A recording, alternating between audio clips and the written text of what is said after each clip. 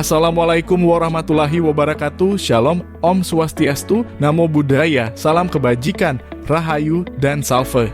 Salam dan bahagia Bapak Ibu Guru Penggerak. Di video ini izinkan saya untuk memaparkan koneksi antar materi 2.1 tentang pembelajaran berdiferensiasi. Sebelumnya perkenalkan, saya Richardus Anicetus Pelo, calon guru penggerak Angkatan 9. Dari SMP Negeri 1 Atap Bilal, Kabupaten Flores Timur, Provinsi Nusa Tenggara Timur.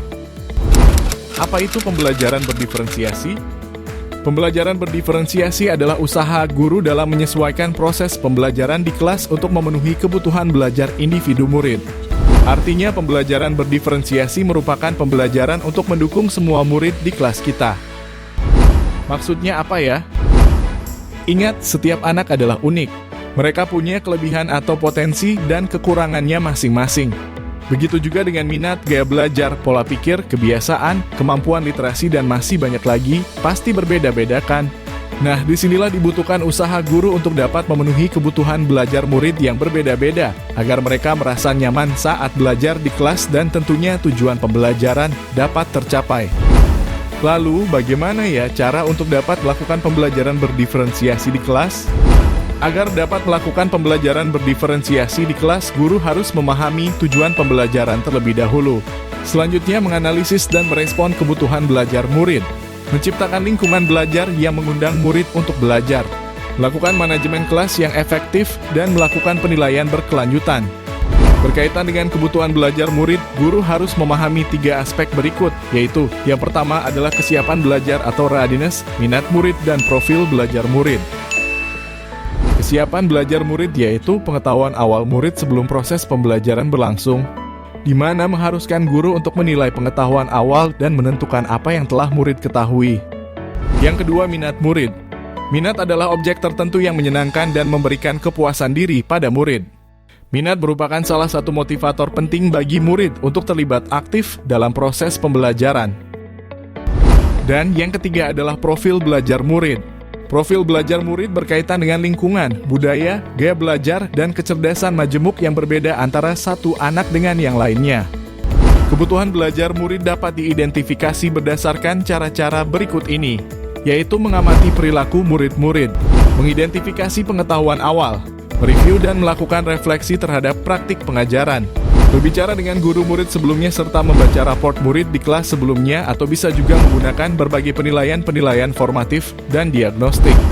Strategi untuk mendiferensiasi pembelajaran bisa dilakukan dengan 3 cara, yaitu diferensiasi konten, proses, dan produk. Guru dapat memilih salah satu atau kombinasi dari ketiganya. Diferensiasi konten berkaitan dengan apa yang kita ajarkan seperti materi, konsep, atau keterampilan yang perlu dipelajari berdasarkan kurikulum. Mendiferensiasi konten bisa dilakukan dengan membedakan pengorganisasian atau format penyampaiannya, bukan mengubah atau menurunkan standar kurikulum ya. Diferensiasi proses berupa kegiatan yang memungkinkan murid berlatih dan memahami atau memaknai konten dengan cara membedakan proses yang harus dijalani oleh murid. Dan diferensiasi produk berupa bukti yang menunjukkan apa yang murid telah pahami dengan cara membedakan atau memodifikasi produk sesuai dengan cara yang diminatinya sebagai hasil belajar murid. Hasil latihan, penerapan, dan pengembangan apa yang telah dipelajari. Lalu, adakah keterkaitan antara modul pembelajaran berdiferensiasi dengan modul-modul yang lain? Tentu saja ada.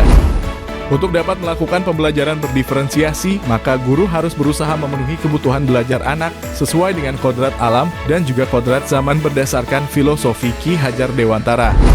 Dalam melakukan pembelajaran berdiferensiasi, seorang guru penggerak harus berpihak pada murid, reflektif, mandiri, kolaboratif, dan juga inovatif untuk dapat menciptakan pembelajaran berdiferensiasi agar dapat memenuhi kebutuhan murid. Dengan demikian, seorang guru penggerak dapat mewujudkan kepemimpinan murid dengan menuntun murid merdeka belajar. Hal ini sesuai dengan nilai dan peran guru penggerak. Selanjutnya, pembelajaran berdiferensiasi pun dapat menjadi salah satu strategi untuk mewujudkan visi guru penggerak, yaitu menciptakan pembelajaran yang berpihak pada murid. Dan dalam pelaksanaan pembelajaran berdiferensiasi, antara guru dan murid harus ada kesepakatan kelas terlebih dahulu, agar proses pembelajaran dapat berjalan dengan baik sesuai dengan nilai-nilai budaya positif. Berikut beberapa kesimpulan yang bisa saya buat, yaitu yang pertama, pembelajaran berdiferensiasi sangat erat kaitannya dengan proses pembelajaran yang berpihak pada murid sesuai dengan filosofi Ki Hajar Dewantara. Yang kedua, nilai-nilai yang melekat pada guru penggerak yaitu mandiri, reflektif, inovatif, kolaboratif, dan berpihak pada murid merupakan komponen-komponen utama dalam mewujudkan pembelajaran berdiferensiasi. Yang ketiga, murid sebagai subjek pembelajaran yang beragam harus terlayani dengan baik melalui visi yang baik. Dan yang terakhir, pembelajaran berdiferensiasi merupakan bagian dari budaya positif. Demikian pemaparan koneksi antar materi modul 2.1. Semoga menginspirasi dan terima kasih. Salam dan bahagia.